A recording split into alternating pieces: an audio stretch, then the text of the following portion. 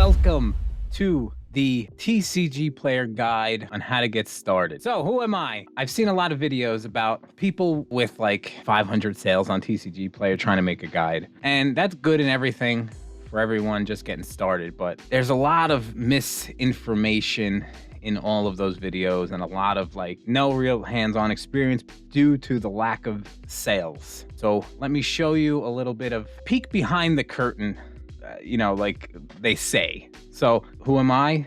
I own RNG-Gamez. It's a trading card store in central New Jersey. On TCGplayer, monthly, we process around, physically ship out ourselves, not through TCGplayer Direct, around 10,000 orders, I would say. Our lifetime sales on TCGplayer is around 130, 140,000. We've been selling for about 3 years, as long as I've been open. Okay, so when getting started, obviously you're going to be selling off majority of like your collection and things like that. So the actual money you think you're making is a lot different than what you're actually going to make as, a business, because, you bought that card, you've been using it for X amount of months, you feel like you've gotten enough value out of that card or whatever it is. Now you sell it and you think that is all profit. As you buy and sell cards more frequently, you're going to realize that profits in trading cards is very slim. So it's a volume game. It's a numbers game. The more you sell, the more money you make. But the more volume you do, other things sort of get in the way, like supplies and stamps and time and employees, whatever. It's just alone, you can theoretically probably do anywhere between, if you have all the like infrastructure in place, whether it's a thermal printer,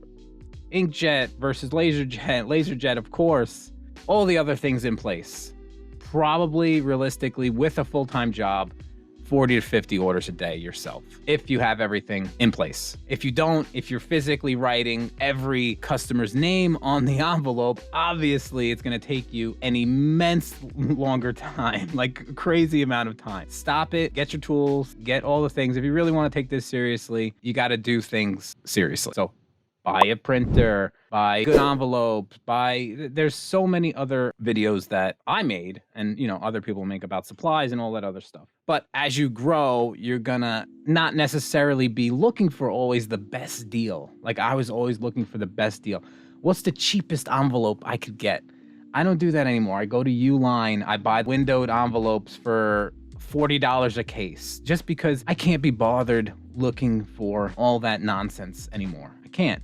I buy from Uline, I get it the next day. It's the price for convenience. I can't be doing that anymore where I'm going to Costco trying to find envelopes. By the way, Costco has the cheapest envelopes, NBJs. You get like 20 bucks for a full case, but they're not going to be windowed. You're going to have to tape on your customer's information, which, you could do. I've done it as of like 6 months ago. I was still doing that, but I can't physically do it anymore just because not enough time in the day and not enough employees to do, what we need to do. Your strategy on selling on TCGplayer is going to differ from anybody like me in general. Majority of the things I sell on TCGplayer is going to be bulk and things that I've sourced from massive purchases from distribution, like wholesale deals, like closeout deals, not wholesale, like things that the distributor cannot sell anymore.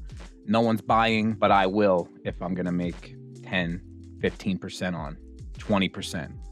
It doesn't sound like a lot, but when you're spending 70 to like 100 grand on a single purchase to open up and sell on TCGplayer, making 10 or 20% is 20 grand, which will, me spending $100,000 on a single purchase to open for TCGplayer, it'll take me maybe 3-4 days, a couple of people will process it, get it put away, and then it's off to the races. And then hopefully over time we make $15,000, $20,000 off that. But as time goes on, as you get different things in your inventory, it becomes harder and harder to track like a specific purchase with the money you're making. It becomes convoluted. It becomes too many things in at once. It just becomes an issue. So how you track profit at that point becomes, a quarter to quarter, month to month, year over year type thing. So I was watching a video the other day and, the person was saying that like you want to sell sealed product or you don't want to sell singles. as far as it's Yu-Gi-Oh or Magic. And if you try and sell sealed product for Pokemon, Yu-Gi-Oh, Magic, anything like that, it's not really going to work out on TCGplayer. You can't buy a box off of a game store or off of TCGplayer and expect to make money off that. I would say at least 5 to 10 years. Any good business, you need cash flow. You can't sit on that type of product for that period of time. It's not a thing. That you can do with your private money that isn't associated with the business whatsoever. You know, like I buy silly things like this. Like this is a revised starter brick. Now I know I'm not gonna sell this anytime soon. It's gonna sit on my desk and I'm gonna enjoy it. But I bought it as an investment for me, for the company, for whatever. It's just gonna sit on my desk. I know I'm not gonna sell it. Sure, maybe I'll put it on eBay for a ridiculous price, but I'm buying it for me. Same could be said, you know, with graded cards and everything like that. They're very slow moving. Depends on the game. Pokemon is a little bit more liquid than anything else, but majority of the time you're going to be sitting on things for quite a while. You got to be okay with that. You can't, you know, start anything in this industry with a very small amount of money and expect to flip it really quick. It's not really how this works. It does work that way with singles and with brand new releases, but this is me speaking to you, a person who doesn't have a store, person who wants to do this from their home. So how would you do that? And how would you do it with the quickest amount of liquidity as possible? It's bulk and buying singles and buying collections. That is the most liquid thing you could possibly do when getting started on TCGplayer. And really the key to this business in general is liquidity, cash flow. You have to get the money out of the product as much as you can, as quickly as possible, to put it into the next product and so on and so forth. Then you get into leveraging and all that other stuff, but you don't want to do that when you first start off. That's something year 2, year 3 down the line, you can get into leveraging. You know what you can move in a designated period of time to put into the next set. You know what you can move. You know your capabilities. Sure, sometimes we go over those capabilities. I've done it. Believe me, go back in the history of my channel. I've almost imploded my business 2 or 3 times in the past 3 years. But somehow we always make it through. We always make it through because I work nonstop. If you think you're gonna do a 9 to 5 shift, go home and not work, you're out of your mind. Because sometimes, yeah, I do work 9 to 5 here and I go home.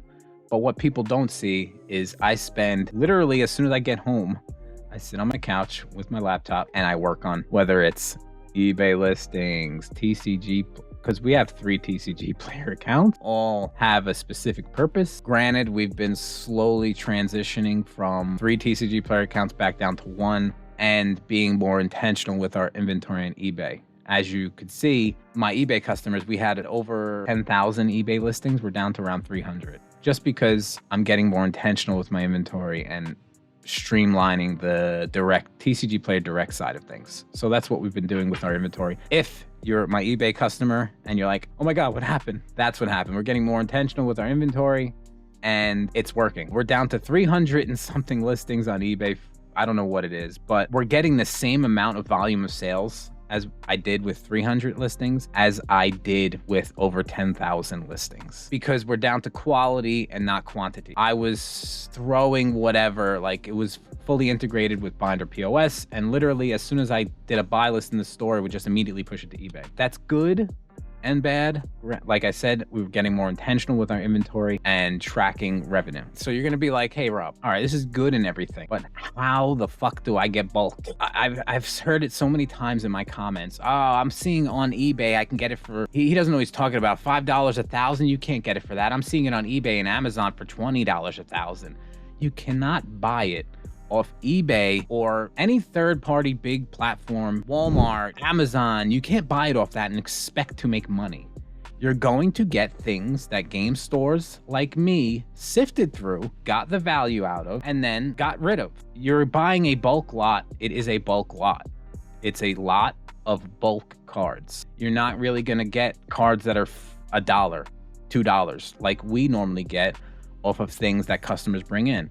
Granted, sometimes we get those things too. When I buy bulk, when I buy 200, 300, 400,000 cards off of someone, I run the risk of getting very low value cards. It is what it is. You do get hosed sometimes. I'm not going to go sit down and go through 100,000 cards with someone.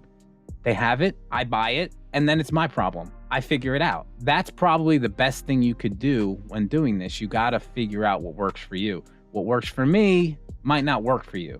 Actually, definitely will not work for you, because I have the automation in place, the card sorters, the multiple card sorters, where I could process up to 50 to 100,000 cards a day. We don't, but I could. We have other things we have to do, like running an actual physical store. If I just ran a warehouse where I was just pumping out cards all day, yeah, I could do 100,000, no problem. 100,000 cards listed every day, no problem whatsoever. With running the store and everything else like that, sometimes we can only do 5,000 cards a day at the most, which is fine. We hover around anywhere between, right now because of Black Friday, we're down to around 140,000 cards. We hover anywhere throughout the year around 250,000 cards in inventory, up to 500,000, depending on if we've done a mass opening, if anything's on sale from distribution. So it does fluctuate from time to time. Also, if you can't find bulk, let's say you're in a desolate area, you live in the middle of a swamp, you're Shrek, I don't know, Amazon, you could buy things off Amazon and probably, if it's a positive EV, make a little money. You could do that now. Right this second, you probably can. Maybe not as of recently because of all the Amazon dumps that aren't happening anymore, but there has been points in time where you can do that. Even off eBay, there's been tons of times where I bought things off eBay to make money off of, because someone doesn't want to do it. They want their money back. They don't have the time. They don't have the infrastructure. They don't have whatever to sell all these singles. I'll do that. I'll buy it. I'll take the risk. I'll do it. Granted, there's some tools that are now in place, that some websites like Mox Alpha, we do have an affiliate code for that, so use it at checkout. RNG-Gamez with a Z at checkout. It'll save you a ton of money. But it is an expensive tool, and it will go through and tell you the EV on every product that it has in its catalog. We do use that very frequently. A lot of stores do. It's a very good tool. But even if you just eyeball it, like you go to Channel Fireball and you look at the set list and you do it yourself. That's what I did when I first started. That's what I did before I opened my store. I remember my biggest score, one of my biggest scores was buying the Chandra spell books. They were like, I must have bought 300 or 400 of them for like $8 each. And the Chandra in there alone was going for like $7. So I was like, whatever, we're breaking even on the Chandra. And if we get something else good, cool. So those are the type of things you have to look for.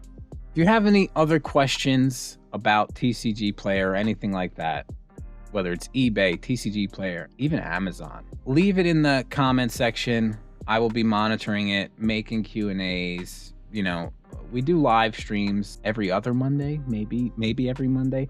So subscribe for those. Guys, it's not easy. I'm going to tell you that right off the bat. It's fun, very much sometimes frustrating, not easy. Business is not easy in general. If you think, you know, from watching all these videos, it's super easy to make money in this, it's really not. A lot of people glorify, you know, doing this, owning a card store, whatever, just being in this industry.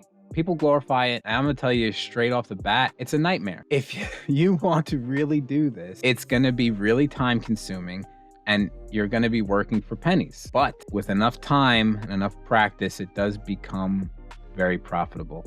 And you become very profitable because of the inventory you accumulate. You know, we sit on a lot of things because we can, because we have very positive cash flow because of the things we implemented, the bulk operation, the Amazon operation, the eBay operation.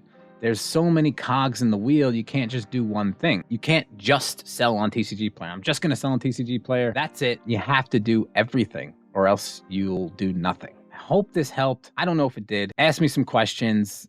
I will answer them in a future video, and I'll see you guys in the next one. Peace.